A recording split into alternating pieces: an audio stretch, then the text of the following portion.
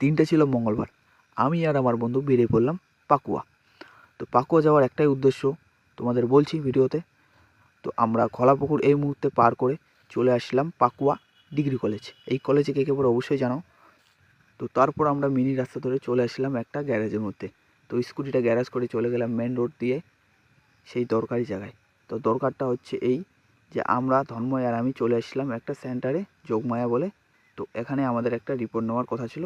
তো আমরা আমাদের রিপোর্টটা অনেকক্ষণ ধরে খুঁজে দিয়ে দেওয়া হলো। তারপর আমরা রিপোর্ট নিয়ে চলে গিয়েছিলাম স্টাইল বাজারে, সেখানে কিছু কেনাকাটা করবো গাইস। তো সেরকম আমাদের কোনো পছন্দ হয়নি, তাই কেনাকাটা না করেই চলে গেছিলাম আমরা গোবরাকুড়ি। তো গোবরাকুড়ি অনেকক্ষণ থাকার পর ছবি টবি তুলে চলে গেলাম আমরা খেতে। তো খাওয়া দাওয়া করতে আমরা চলে আসি একটা হোটেলে, যেখানে আমরা নিয়ে নিয়েছিলাম ডোসা। তো আমি আর ধর্ময় আর একটা ভাই ওখানকার চেনা জানা। তো বাড়ি ফেরার পথে আমরা খলাপুকুর নামিয়ে 2 কাপ চা নিয়ে একটু খাওয়া দাওয়া করে চললাম আমরা বাড়ির দিকে। তো বন্ধুরা, আজকের জন্য এটুকুই। দেখা হচ্ছে নেক্সট কোনো ব্লগে। টাটা।